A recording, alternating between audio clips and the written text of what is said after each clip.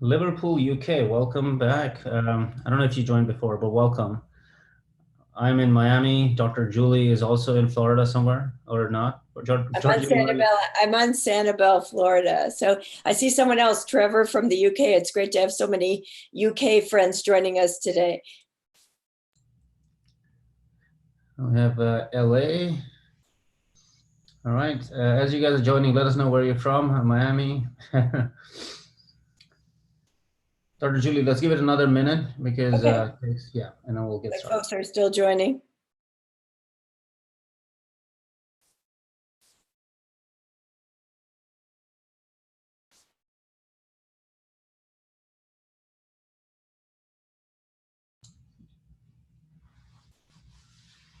So if any of you that are on the panel, if you attended the last class last week on mindful eating, let us know. We're gonna pretend that nobody did, so I'm gonna start from scratch. Let's get started. As folks are joining, we got several to just get going. So I'm Dee. I'm one of the co-founders of Meditation Live, and we're joined today with Dr. Julie. And hi, everyone. I'm Dr. Julie Rosenberg. I'm a oncologist as well as a yoga and meditation instructor and a long-term practitioner. And I'm also a practitioner of mindful eating and happy that we can chat about that today. Yes, of course. So let's just to set the stage, Dr. Julie, what is mindful eating? So mindful eating for everyone really stems from the concepts of mindfulness. And what mindfulness is, as many of you know, if you are meditators or mindfulness practitioners, it is an opportunity to minimize the distractions around us and to be able to focus on the present without judgment. So if we extract that experience to mindful eating, we're actually eating in a way that we are focused on the actual act of eating, the tastes and the sensations of the foods. And then in addition, we are eating without judgment of ourselves or others, staying focused in the present on that experience. Thank you, Dr. Julian. It's so important to remind everyone to be mindful while eating. Last class, you gave a lot of tips around how to eat mindfully, about portion control, what is binge eating or mindless eating, I guess I should say. So for those who are joining, and I see a few names from the last class, if any of one of you tried mindful eating, let us know in the chat box, and I would love to hear your experience. And I just want to share this that. It's been a week since we last talked, right, Dr. Julie? Or maybe less, but I was eating my salad for lunch before this class, and I tasted it far better than any time else because I was prepared to be mindfully eating. Now, the thing I did recognize, though, that I'm not always mindful eating. I have to remind myself to be mindful. How do you, how does that become a practice? How did you make it a practice and made it like flawless and just flowed naturally? Well, first of all, I have to acknowledge for everyone, it is indeed a practice and it doesn't flow totally naturally for me all the time. I think the practice really is one where if you eat sitting down, you actually put your food on a plate, from your kitchen, or if you're sharing the meal with others, using serving utensils, putting the food on your plate, taking a few moments to savor the food, to appreciate the food with some ideas of gratitude. And then just pay attention. Pay attention to the act of eating. And paying attention really allows you to eat more slowly and to taste your food better. Now, in some cultures, I know I've done a lot of European travel. I don't know if we have anyone from Germany, but Germany especially comes to mind as an area where oftentimes in corporate settings, folks eat standing up. The same experience applies, though. The problem that so many of us have is whether we eat sitting down or whether we eat standing up, we are grabbing on the go and we are eating without even paying attention. We are constantly multitasking. Even when we are with other people, we are not paying attention to them. we are not paying attention to our food. We are not paying attention to the act of eating. And so what the mindful eating really does is bring you back to the present, where you can enjoy the taste of the food, the flavor of the food, the experience of the food, and take a few moments to slow down. Perfect. And I see a lot of folks that have joined now, and they probably missed the early introduction, Dr. Julie. So just quickly, if you want to let us know in the chat box where you're from or where you are at right now, and what's your one favorite food. And I see Stan saying, my favorite food is determined by my type 2 diabetes. So Stan, if you have any questions for Dr. Julie, we're here for you. I'm sure you've, worked on that to control your diabetes, but we're here to help. Now, Dr. Julie, last time we were having this discussion and we had the audience ask questions, there was a lot of discussion around mindless eating, stress-related eating, stress-related chocolate eating, so maybe can we talk about that a little bit, and how do we decouple stress and mindless eating? Well, I think the idea of stress and eating is one that we grab food when we're anxious or stressed. We just grab it. And remember what I was saying, Dee, and for everyone who's joined us today, what I'm asking you to do is not necessarily be restrictive. I'm asking you to pay attention. So if you have a tendency to eat when you're stressed or when you're working at your desk, if you could just take the food, for example, if it's pretzels, I used that example last week. If you like pretzels and you want a snack, instead of taking the bag, putting it on your desk and opening it and grabbing whatever you have, take the food, portion control it, put it out in a small dish, and maybe try to savor that experience as you're doing whatever you're doing, and stop eating when you're done. So what we tend to do, we go to the movies, we grab our popcorn. What we do in the kitchen is, even when we're cooking, we grab what's around us. We grab a handful of peanuts. We take a Coke out of the refrigerator. We grab a glass of wine. And what I'm trying to get people to do is just to pay attention, not necessarily be restrictive, although some people will have dietary restrictions, but just to be mindful of what you're eating and how much you're eating. And that, interestingly enough, is associated with weight improvements in people who are overweight without actual dieting. That's why I like it so much, because when people come in, I don't have to say you have to go on a diet, because diet, of course, is a 4-letter word and we don't like those. So we want to stay away from that. We just want to pay attention. That's very well said. Stay away from diet, be mindful eating, and it'll show its impact on your health automatically. So we have a couple of comments here from the audience. Stan is talking about intermittent fasting as a way to, control the diet. And maybe, do you want to talk a bit about intermittent fasting? I think it's become a trend, sort of, and I try it. I do 16 hours of not eating and then 8 hours of eating. Is that helpful, or is that, what do you think?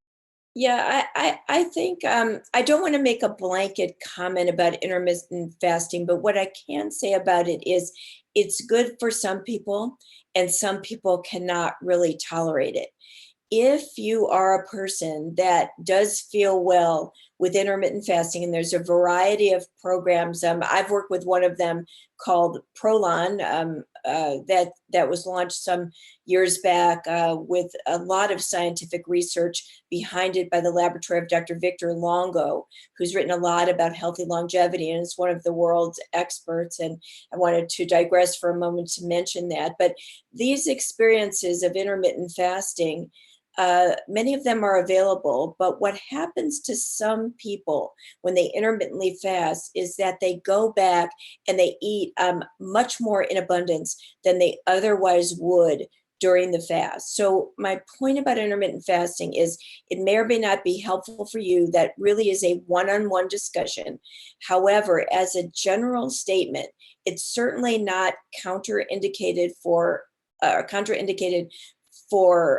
lots of people. Lots of people can benefit, but also I just want to be clear that you don't want to go back and gorge yourself because you've held back with the fasting for X period of time, whatever that is, 4 hours, 8 hours, 12 hours. You don't want to go back and overeat, because it really puts things out of balance. Yeah, that's very well said. I think there's a comment from somebody named Trevor who's in fact saying the same thing. Mhm. Trevor, do you want to unmute your microphone and ask the question directly to Dr. Julie? Are you in a place that is quiet and you can talk to us? Let me see if I can allow him to talk. Trevor, do you want to unmute your phone and maybe ask the question directly? There we go. Hey, Trevor. Hi, how you doing? We're good. How are you? Good, thank you. Yeah, so tell us about your, exercise you've been doing on weight loss and what's worked, what hasn't worked. Well, I haven't been exercising as much. I've been walking more than I used to, but not sort of like doing regular sort of exercise. I've just sort of like cut down on my food, and I got down to like having a bit of breakfast, maybe a slice of toast in the morning, but just having like one meal a day. And I lost quite a lot of weight. I lost like nearly 4 stone.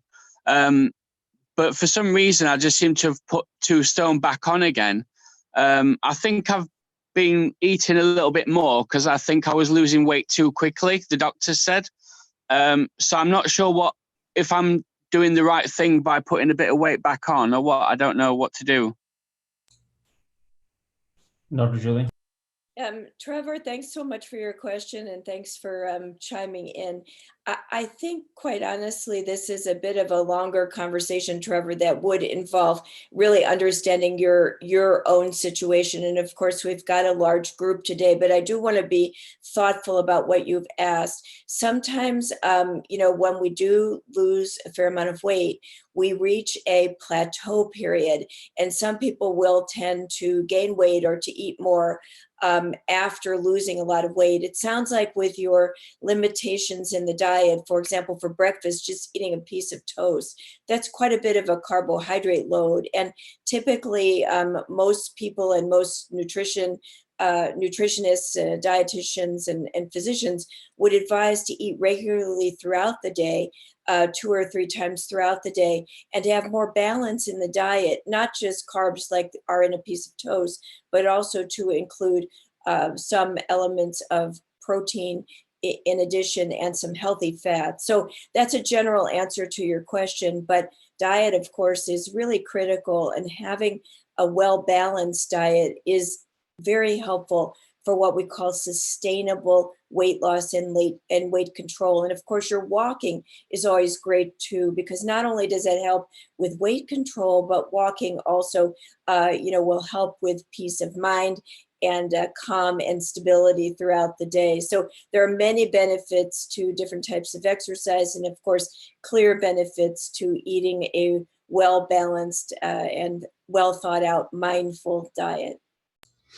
Yeah, thank you, Dr. Julie. I actually want to make a couple comments. One, Trevor, there is a mindful walking meditation on the app. So if you want to enjoy mindful meditation while walking, please try that. And secondly, Dr. Julie has a course on mindful eating on the app as well. And I would love for you guys to listen to that after the class. It has a lot of helpful tips on how to be mindful and how to have a better diet. Dr. Julie, one of the things you say in the course is it takes up to 20 minutes to realize you're full. And a lot of people just keep eating without realizing they're probably already full. They just haven't gotten the signal yet. So maybe talk about that a little bit. Right.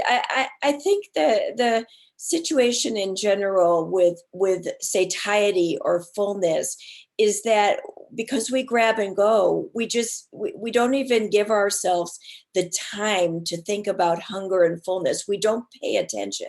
So again, as we try to eat mindfully, we want to pay attention. So eat when you're hungry. And then if you eat more slowly and mindfully, you will pay attention to the cues your body is giving you about fullness. Most of us want to get more bang for our buck. When we go out to eat, especially in the US, I can't comment about every country, but the US is notorious for giving you more for your money.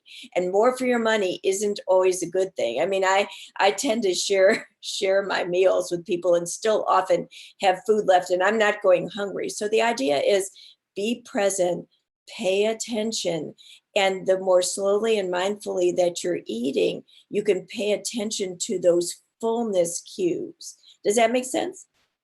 Definitely, it makes sense. And for those listening, if you have any follow-on questions to that, you want to make a comment, please let us know in the chat box. Those who are attending for the second time and you tried mindful eating, let us know. We'd love to hear your experience with it. I have been trying it for a week now. And I tell you, Dr. Julie, the food tastes better. There's something about paying attention to what you're putting in your mouth, isn't it?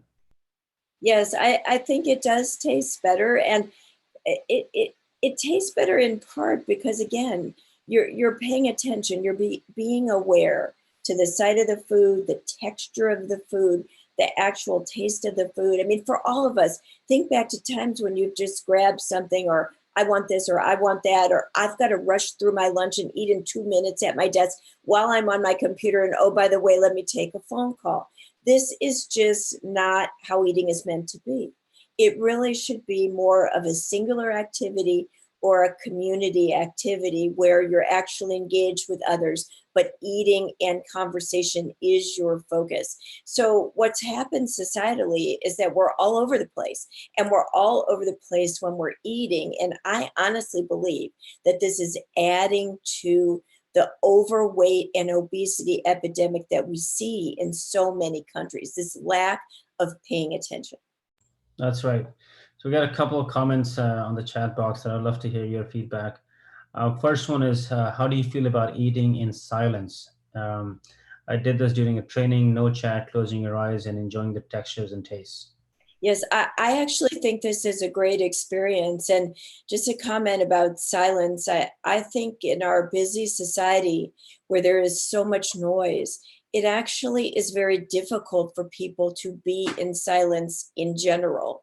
And I think that silence and quietude really allows you to be able to think, to reflect, and it really is a good time for creativity.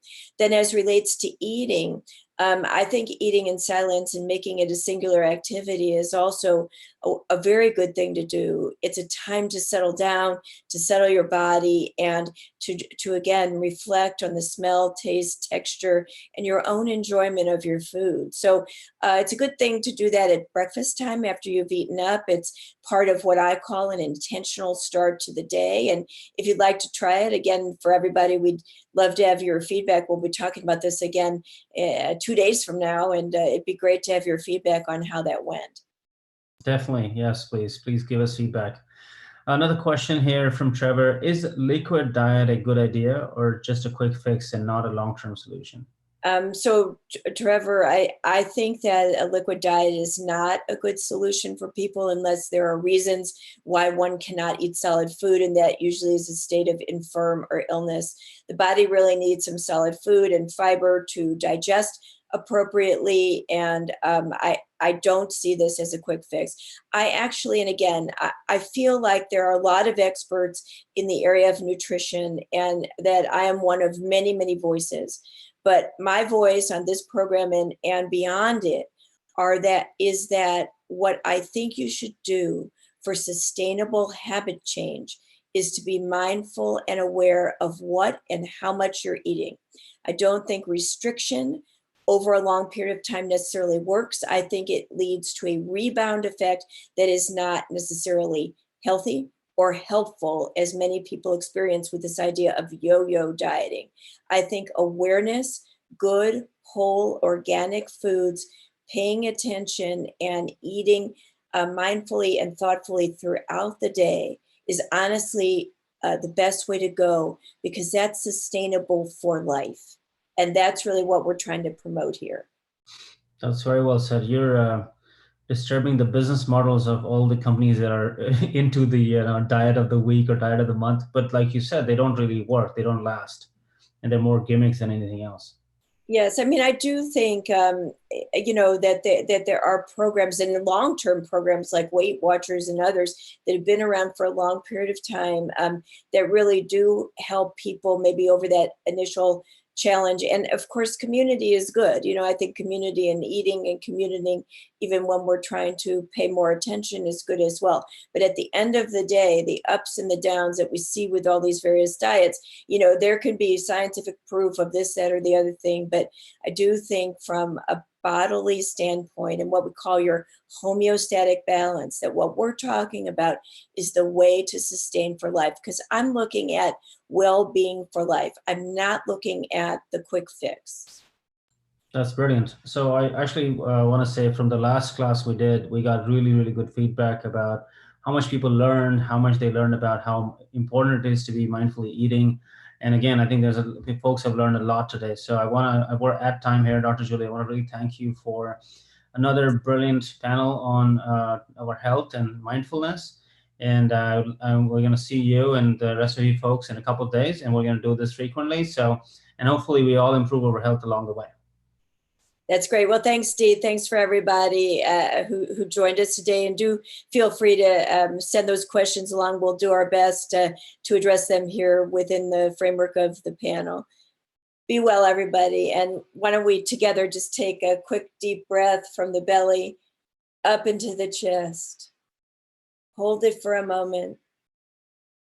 Think about how you feel and how you might approach the next meal that you're going to have. Think about that approach as a mindful, thoughtful, and reflective one, and experience and enjoy the food that you'll eat. Gently open your eyes and namaste, everyone. Namaste, Dee. Be well. Have a wonderful afternoon and evening. Thank you. Namaste, Dr. Julie. Thank you, everyone. I'll see you again soon.